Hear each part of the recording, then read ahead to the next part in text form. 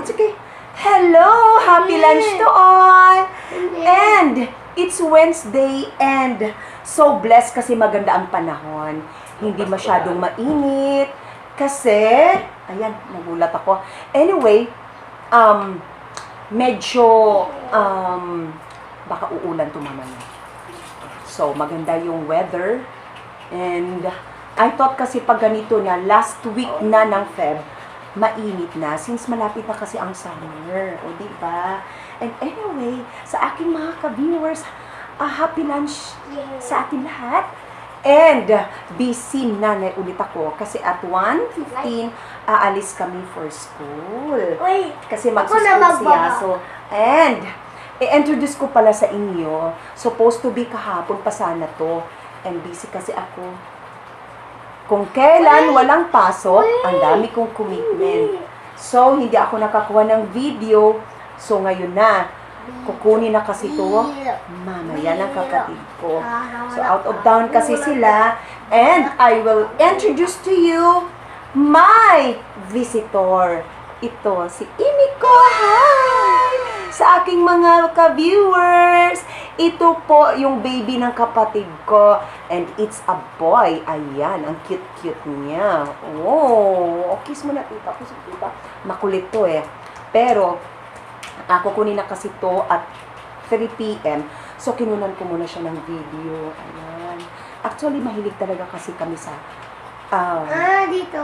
mga hayop, especially dog. So, kumbaga, dog lovers kami lahat. And itong sister ko kasi, since may time naman siyang mag-alaga.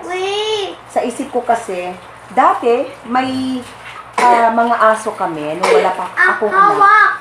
So, ngayon, medyo mahirap mag-commit since pag ganito kasing may pet ikaw, kailangang committed ka din. Siyempre, may mga responsibilities ka rin na dapat mong gampanan. And then, siyempre, involved na rin doon ang money. Kasi alam niyo na, pag may pet tayo, gagastos talaga tayo. And later pala, i-open ko sa inyo kung ano yung mga responsibilities na yon. So, since kukunin na kasi ito mamaya, ayan, ipapakita ko muna siya sa inyo. Ang tawag niya sa kapatid ko and sa husband niya is nanay and tatay. Ayan, say hi. Ibaba ko muna siya. And, natutuwa ako sa preparations ng kapatid ko. Kasi, kahapon, busy-busy siya. Nagdala pa siya ng cage. Diba? Ito yun. Ayan. Actually, ito yung bahay niya. Ayan. So, may bone pa siya. May laruan siya. And since maliit lang kasi siya, kumbaga, half Shih Tzu kasi ito and half Japanese Spitz. So, ito yung merienda niya. Doggies biscuits. Mahal pa naman to, 159.75. So, mamaya, pakainin ko to as brunch niya. And, diaper. So, actually, hindi ko na siya nilagyan ng diaper kasi may pad naman. Well-disciplined kasi ito siya. Kasi, pag magwiwi siya, talagang pupunta siya sa pad. Doon talaga siya sa gitna. And, may time siya kung kailan din siya mag-poops. So, doon pinakalabas namin. And then, doon diaper. And, wipes. Kasi after doon niyang mag-poops, kailangan punas-punas sa paa niya. Hindi pa gastos. Para na rin bata. And, next to that, ito. Siyempre, pag magsapon ng poops, ayun, naka-ready na yung cellophane. Girl Scout talaga itong kapatid ko. Yan. Then, mga extra cellophanes. Yung food niya pala, naubos na. Yun. And, grade. Okay. So, para daw, may sanitizer kami. Pero isulit ko to mamaya. Kasi i-ready ko na to since pupunta kami ng school. para pag-drop niya dito, ayun, naka-ready na to lahat. Di ba? Ang cute. And, andito pa yung instructions niya.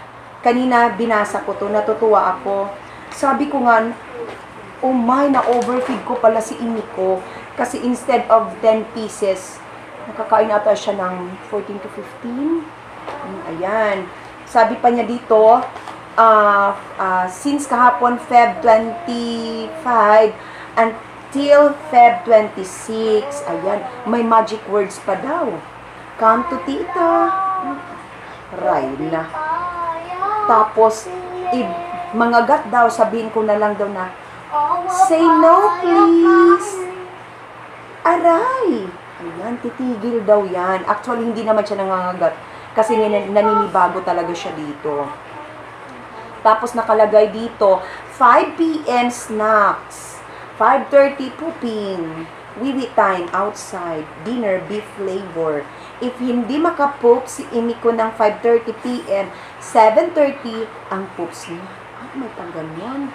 Brunch, ngayon na namang araw to, chicken flavor. If matulog, lagay na lang sa bahay niya. Kasi ayaw niyang tawagin kulungan. Bahay daw talaga. If nasa bahay, remove the diaper para hindi daw magka-rash. Ayan. So, if playtime, wear diaper. Kung walang pads. Kung sa bagay may pads pa naman. Tapos, thank you, tita. God bless us all. Ayan. Ayan. And yun yung latest namin na aso. And his name is Imiko and he's a boy. And mamaya, ipapakita ko din sa inyo na since before talaga mahilig na kami sa mga aso. So sa amin lang ng asawa ko, ano naman yon, German Shepherd. So, yung mga pictures, sabi ko nga, Labs, isend mo ulit sa akin kasi ipapakita ko siya sa vlog ko. And mamaya pupunta din kami sa ibang batch ng dogs na ang nag-aalaga sa ngayon ay ang pinsan ko. Pero dito na din malapit kasi hindi ko na talaga kaya ding monitor ko lang din. Siguro mahirapan na rin kasi ako since may mga anak ako. So yung cousin ko na lang din yung nagmo-monitor palagi. And mamaya papakita ko po sa inyo. And then, isi-share ko din sa inyo on how to take good care of our pets.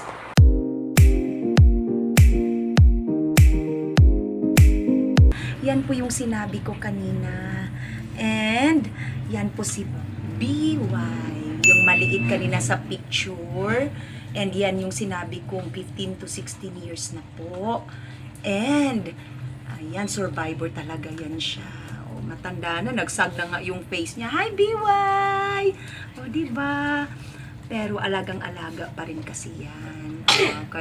Courtesy of my cousin. And then, ayun, matanda na siya, diba? And Labrador yan siya. So, ito namang isa, yan si Chloe. Hi, Chloe! Chloe Amay. O, diba? Yan na breed, schnauzer yan siya. Kaso lang, Maubos naman niya yan. mabilis kasing humaba yung ano niya, balahibo niya. Oo, kaya hindi masyadong na-emphasize ang mukha niya. I'm back! Mainit na nga. Ganito pala talaga pag afternoon. So, sa ngayon, ma-feel mo na talaga yung summer. Actually, not in the mood si Yaso. Nawala kasi yung battery ng bangbang niya. Panik kasi niya tinatanggal. Anyway, yung sa pinapakita ko pala sa inyo kanina, yan yun si Chloe Amay, and it's a schnauzer, and then yung si BY, and then Labrador yun siya. And actually, yung si BY, abbreviation na lang yun, binigay ng sister ko.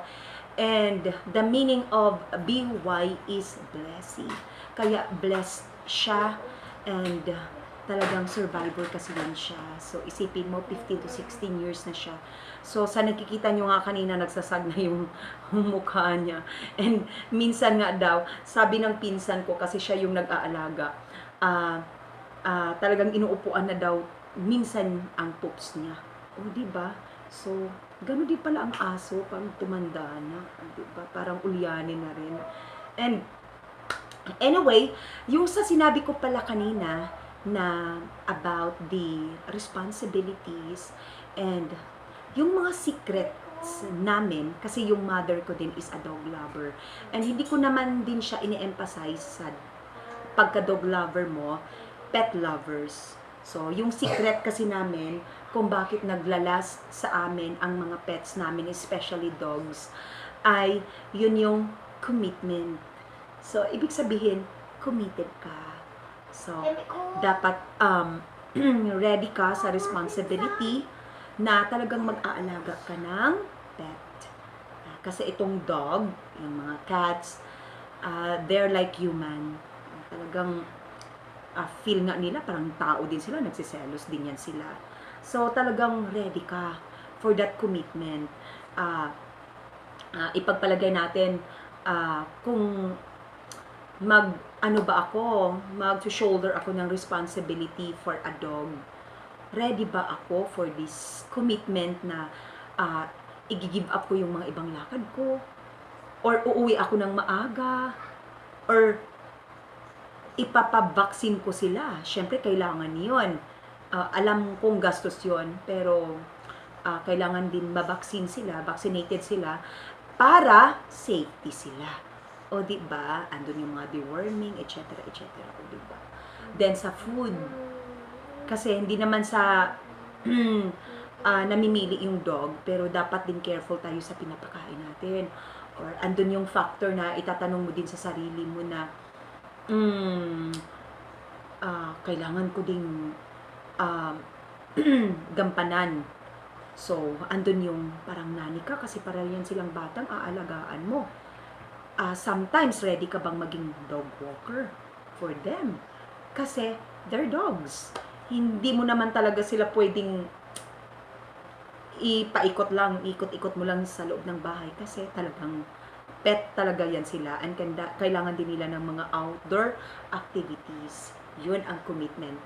And then, number 2, you should be physically, emotionally, and mentally ready. Yung kanina sa commitment na inopen ko, yun yung sa mentally ready ka. Then emotionally, yung kailangan attach ka din. Hindi yung bubuhayin mo lang talaga siya as front mo lang, as para lang din may mapakita ka sa mga friends mo na, oh, may pet ako, ganon. So, andun yung factor na sensitive ka din sa kanila. O, diba? And physically, yun yung sinabi ko din na talagang may time management ka for them. Ayan. Kaya, yun yung responsibilities. And moreover, andun yung love. Kasi much better kung andun yung love. Kasi pag attach sila sa inyo, mamahalin ka talaga nila. Yung si BY, ang dami nang napagdaanan doon. Nag-survive siya sa nilalason silang mga dogs namin kasi wala nang nakakalapit sa bahay namin sa Taguig kasi matatapang yung ibang dogs. Andun yung factor na nag-survive siya sa Undoy and sa mga sakit. O, diba? Kaya ang mother ko sobrang attached yan siya sa pets, especially dogs and cats. And we can't blame her kasi yan talaga yung sistema na ginusto niya. And yun nga lang din, syempre may katandaan na messy kasi ang cats eh. And alam niyo na mabaho din ang poops ng cats, so kailangan alagain din. So much for that. Sa aking mga ka-viewers, thank you so much for watching. And sa mga pet lovers, I hope na talagang nakaka-relate kayo sa sinishare ko sa inyo. And so much for that. Bye-bye!